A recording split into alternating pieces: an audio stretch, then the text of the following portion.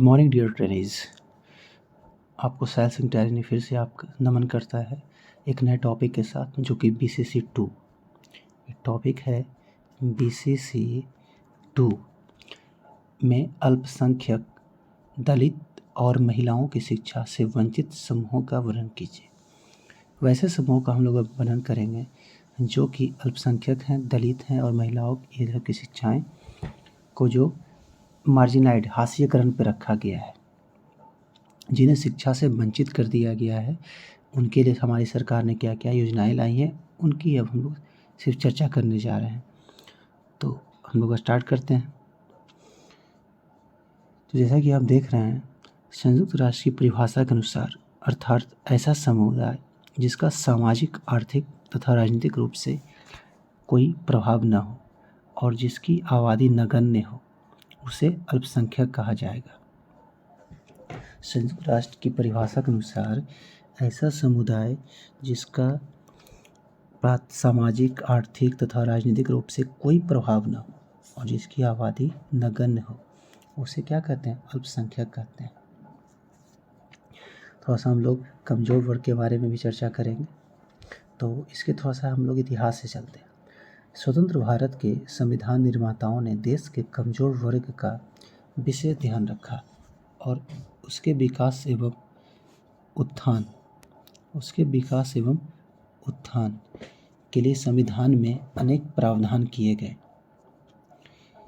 स्वतंत्रता प्राप्ति के बाद हमारे देश के नेताओं ने देश में लोकतांत्रिक समाजवाद की स्थापना का संकल्प व्यक्त किया, जो समानता और न्याय पर आधारित था, जिसमें अल्पसंख्यक एवं कमज़ोर वर्ग के हितों की रक्षा का विशेष ध्यान रखा गया। कमज़ोर वर्ग के उत्थान के लिए हमने पंचवर्षीय योजनाएं, सामुदायिक विकास योजना, समाज कल्याण कार्यक्रम, पिछड़े को पहले कार्यक्रम एवं अन्य उपायों को अपनाया। हमारे अनेक प्रयासों के बावजूद भी समाज के कमज़ोर वर्ग की समस्याएं कम नहीं हुई और आर्थिक विषमता दिनों दिन बढ़ती चली गई, जो विकास आयोजकों के लिए चिंता और चुनौती का विषय है। वर्तमान में कमज़ोर वर्ग में असंतोष और बढ़ा तथा देश के विभिन्न भागों में संघर्ष की नई घटनाएं घटित हुई। आप इसका स्क्रीनशॉट भी ले सकते हैं। आप देख रहे होंगे नीचे लिखा हुआ page number 32, 33, 34, 35, 36 and last page, ये मूल्यांकन है। इसका आप स्क्रीनशॉट ले लें। ओके, तो मैं समझाने की कोशिश करता हूँ कमज़ोर वर्ग के बारे में। संवैधानिक दृष्टि से कमज़ोर, दुर्बल या दलित वर्ग के अंतर्गत अनुसूचित जातियाँ, अनुसूचित जनजातियाँ तथा कुछ अन्य पिछड़े हुए समूह आते हैं। इसमें समाज के साधनहीन वर्ग को सम्मिलित किया गया है। भारतीय संविधान भाईचारे एवं समानता पर जोर देता है।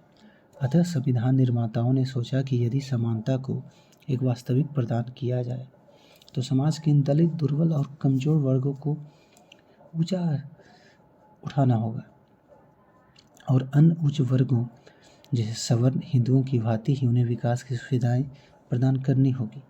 हालांकि संविधान के अनुच्छेद 46 में इस संदर्भ में इस प्रकार उल्लेख किया गया है कि राज्य जनता के दुर्बलतर अंगों के, विशेष रूप से अनुसूचित जातियों तथा अनुसूचित जनजातियों के शिक्षा तथा अर्थ संबंधी हितों के विशेष सावधानी से रक्षा करेगा और सामाजिक अन्याय तथा सभी प्रकार के शोषण से उनकी रक्षा करेगा। अनुच्छेद 46 में कहा गया है, याद रखेंगे, अनुच्छेद 46 में। चलिए हम लोग और कुछ चर्चा करेंगे इसके बारे में। अब कुछ अर्थशास्त्री और समाजशास्त्री ने कमज़ोर वर्ग को परिभाषित करते हुए बोला है कि इन विद्वानों के अनुसार कमज़ोर तथा दुर्बल वर्ग के अंतर्गत निम्नलिखित विशेषताओं वाले व्यक्तियों को सम्मिलित किया जाता है। जैसे हम देखेंगे किन्हें शामिल किया जाता है। वे व्यक्ति जो मुख्य रूप से दैनिक मजदूरी पर ही आश्रित हों और वह भी अनियमित तथा ऋतुओं के परिवर्तन पर आश्रित हों।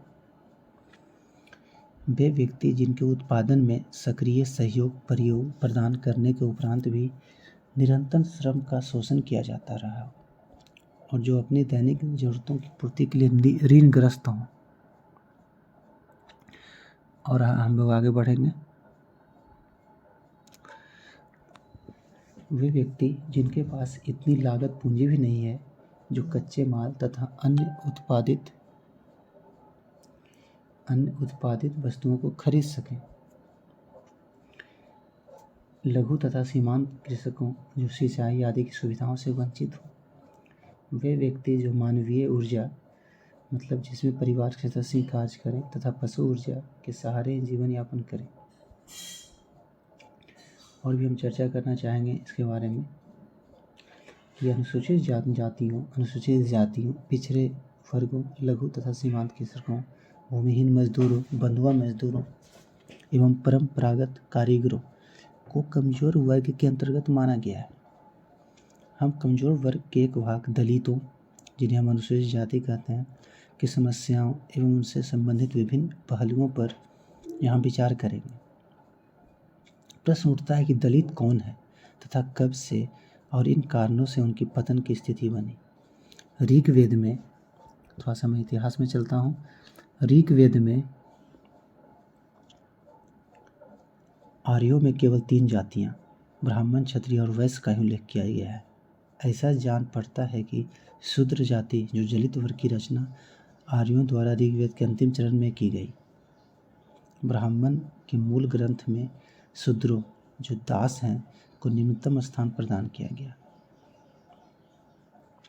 तो मैंने और ऋग्वेद में थोड़ा सा ये भी किया गया है कि ब्रह्मा की मुख से ब्राह्मण, भुजाओं से क्षत्रिय, जंघा से वैश्य और चरण से, पैर से शूद्र निकले। तो ये शूद्र जो जातियां हैं इन्हीं को दलित कहा जाता है।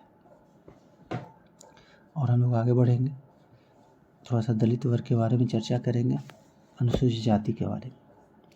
अनुसूचित जाति शब्द का सर्वप्रथम प्रयोग 1935 में साइमन कमीशन द्वारा किया गया। किसके द्वारा किया गया? साइमन कमीशन के द्वारा किया गया। इस शब्द का प्रयोग अस्पृश्य लोगों के लिए किया गया। अम्बेडकर के अनुसार आदिकालीन भारत में इन्हें भग्न पुरुष या बाह्य जाति माना जाता है। अंग्रेजों के द्वारा उन्हें दलित वर्ग, डिप्रेस्ड क्लास कहा जाता है। 1931 की चर्चा हम लोग करना चाहेंगे। 1931 की जनगणना में उन्हें बाहरी जाति के रूप में संबोधित किया गया। महात्मा गांधी ने उन्हें हरिजन के रूप से पुकारा। स्पष्ट है कि ब्रिटिश काल में अछूतों या अस्पृश्यों को दलित वर्ग के नाम से पुकारा गया। अनुसूचित जातियों को अस्पृश्य जातियां भी कहा जाता है। अस्पृश्यता का मतलब ही होता है जो छूने योग्य नहीं। अस्पृश्यता का मतलब ही होता है कि जो छूने योग्य नहीं।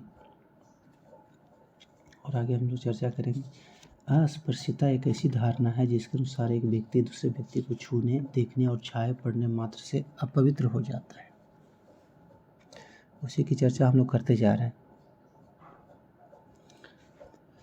सवर्ण हिंदुओं को अपवित्र होने से बचाने के लिए अस्पृश्य लोगों के रहने के लिए अलग से व्यवस्था की गई। उन पर अनेक नियोक्ताएं ला दी गई और उनके संपर्क से बचने के लिए उपाय किए गए। अस्पृश्यता के अनुसार वे जातीय समूह आते हैं जिनके छूने से अन्य व्यक्ति अपवित्र हो जाएं और जिन्हें पुनः पवित्र होने के लिए कुछ विशेष संस्कार करने पड़े। इस संबंध में डॉक्टर KN शर्मा ने लिखा है, अस्पृश्य जातियां वे हैं जिनके स्पर्श से एक व्यक्ति अपवित्र हो जाए और उसे पवित्र होने के लिए कुछ संस्कार करने पड़े। और हम लोग चर्चा करने जा रहे हैं भारत के लिए एक ऐसे समाज में जो शताब्दियों से विभाजन और शोषण पूरक मूल्य व्यवस्था को साथ के लिए चल रहा था तथा जिसमें जाति आधारित सामंती त्रिसत्ता की मुख्य भूमिका थी। वैसे समाज में तथा कथित आज़ादी के बाद बने भारत के संविधान में यदि सामाजिक एकता और न्याय के दावे किए गए हों तो यह उस समाज के पूरे ऐतिहासिक विकास क्रम में एक महत्वपूर्ण परिघटना कही जा सकती है। भारतीय समाज व्यवस्था में हमेशा ही निचले पायदान अथवा हाशिए पर थे वे लोग, हाशिएकरण, मार्जिनलाइज्ड, जिसे हाशिएकरण भी कहा जाता है, इंग्लिश में उसे मार्जिनलाइज्ड कहा जाता है। एक थे हट्टन, जिनका नाम क्या था? हट्टन के अनुसार अस्पृश्य को क्या बोलते हैं वो, उसमें देखिए, सुन लीजिए। उच्च स्थिति के ब्राह्मणों की सेवा प्राप्त करने का योग्य हों, सवर्ण हिंदुओं की सेवा करने वाले नाइयों, कहारों तथा दर्जियों आदि की सेवा पाने के योग्य न हों, हिंदू मंदिरों में प्रवेश प्राप्त करने में योग्यता रखते हों, सार्वजनिक सुविधाएं जैसे कि पाठशाला, सड़क तथा कुआं का उपयोग करने में योग्य हों, घृणित पेशे से पृथक होने का योग्य हों। तो ये सब हट्टन महोदय ने बोला है अस्पृश्य जातियाँ कि क्या आखिर हैं क्या। और हम लोग चलेंगे अब आगे की ओर। अनुसूचित जातियाँ के कल्याण के लिए हमारे संविधान में काफ़ी सारे अनुच्छेद बनाए गए, जिसका मैं वर्णन करना चाहूँगा। संविधान में अनेक ऐसे प्रावधान रखे गए हैं जिनके द्वारा अस्पृश्यता निवारण तथा पिछड़े वर्गों के कल्याण की ओर विशेष रूप से ध्यान दिया गया है। संविधान में अनुच्छेद 15(1) में कहा गया है कि राज्य किसी नागरिक के विरुद्ध केवल धर्म, मूलवंश, जाति, लिंग, जन्मस्थान अथवा इनमें से किसी एक के आधार पर कोई भी भेद नहीं करेगा। दुकानों, सार्वजनिक मनोरंजन के स्थानों में प्रवेश करने के लिए, साधारण जनता के उपयोग के लिए बने कुओं, तालाबों, स्नान घाटों, सड़कों आदि के प्रयोग से कोई किसी को नहीं रोकेगा। अनुच्छेद 15(1) में कहा गया है कि राज्य किसी नागरिक के विरुद्ध केवल धर्म, मूलवंश, जाति, लिंग, जन्मस्थान अथवा इनमें से किसी एक के आधार पर कोई विभेद नहीं करेगा। दुकानों, सार्वजनिक मनोरंजन के स्थान, कुओं, तालाबों आदि पर कोई भी रोक सकता है। अनुच्छेद 15(1) में आगे हम लोग बढ़ेंगे। अनुच्छेद 17 के बारे में कहना चाहूँगा। अनुच्छेद 17 के अनुसार अस्पृश्यता का अंत कर उसका किसी भी रूप में प्रचलन निषेध कर दिया गया है। अनुच्छेद 19 में के आधार पर अस्पृश्यों की व्यावसायिक नियोक्ताओं को समाप्त किया जा चुका है। अनुच्छेद 25 में हिंदुओं के सार्वजनिक धार्मिक स्थानों के द्वारा सभी जातों के लिए खोल देने की व्यवस्था की गई है। अनुच्छेद 29 के अनुसार राज्य द्वारा पूर्ण अथवा आंशिक सहायता प्राप्त किसी भी शिक्षण संस्थान में किसी नागरिक को धर्म, जाति, वंश अथवा भाषा के आधार पर प्रवेश से नहीं रोका जा सकता। अनुच्छेद 46 में कहा गया है राज्य दुर्बल लोगों, जिनमें अनुसूचित जातियाँ तथा आदिम जातियाँ आदि हैं, कि शिक्षा संबंधी तथा आर्थिक हितों की रक्षा करेगा। शिक्षा संबंधी तथा आर्थिक हितों की क्या करेगा? रक्षा करेगा। अनुच्छेद 46 में कहा गया है। और भी अनुच्छेद 330, अनुच्छेद 332, अनुच्छेद 334 में सब दर्शाया गया है कि इनके लिए काफ़ी योजनाएं बनाई गई। तो हम लोग याद रखेंगे मुख्य रूप से अनुच्छेद 15(1), अनुच्छेद 17, अनुच्छेद 19, 15, 17, 19, अनुच्छेद 25, अनुच्छेद 29, अनुच्छेद 46, 15, 17, 19, 25, 29, 46, ये सब अनुसूचित जातियों के लिए संवैधानिक प्रावधान किए गए हैं। और भी काफ़ी सारी योजनाएं बनाई गई हैं अनुच्छेद के अंतर्गत, ताकि जो हाशिएकरण पे जो है वो क्या हो सके, वो निकल सके। इसके बारे में अभी काफ़ी सारे जैसे कि योजनाएं हैं बच्चों को स्कूली शिक्षा जारी रखने और उन्हें स्कूली पढ़ाई अधूरी छोड़ने से रोकने के लिए सरकारों, स्कूलों और समुदायों के लिए बहुत ज़रूरी है कि वे समस्त बच्चों विशेषकर अनुसूचित जाति और अनुसूचित जनजातीय पृष्ठभूमि से आने वाले बच्चों को स्कूल में भेदभाव रहित वातावरण उपलब्ध कराएं। यदि स्कूल इन बच्चों के अरुचिकर और प्रतिकूल स्थान बना रहेगा तो ऐसे में स्कूली शिक्षा में इन बच्चों की समग्र शैक्षिक भागीदारी की दिशा में बहुत करना बाकी रह जाएगा, जिससे असमानताओं की खाई और भी चौड़ी हो जाएगी, जैसे कि पहले हम लोगों ने बता दिया।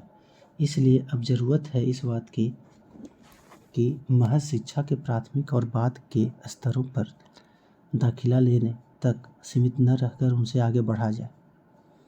स्कूल जैसे ही उल्लास और व्यापक रूप से सीखने की जगह बनेगा, वह इन वर्गों के बच्चों को शिक्षा के उच्च स्तरों तक पहुंचने में सहायक होगा,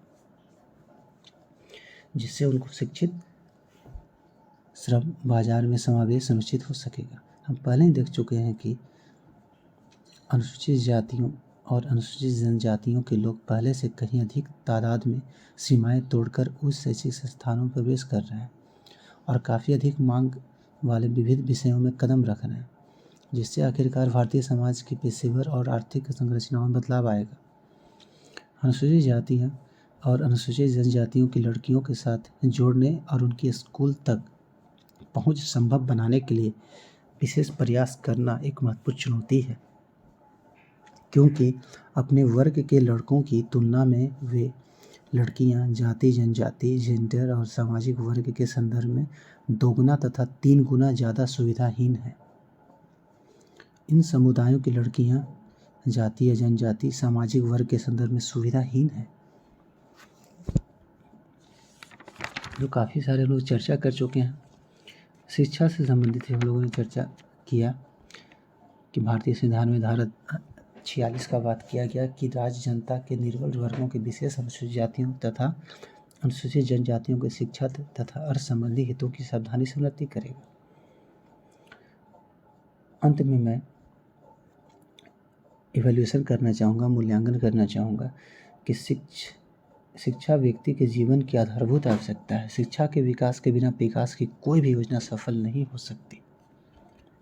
शिक्षा विकास की रीढ़ है। भारत जैसे विषमता मूलक समाज में जहाँ प्रत्येक दृष्टिकोण से पिछड़े दलित वर्ग हैं, वहाँ असमानता की खाई को बांटकर समाज में जागरूकता उत्पन्न कर एकता के सूत्र में पिरोने के लिए शिक्षा एक सशक्त माध्यम है। भारतीय समाज सही मायनों में ऐसा लोकतांत्रिक समाज होने का दावा कर सके जहाँ सभी नागरिकों को बराबरी का व्यवहार होता है।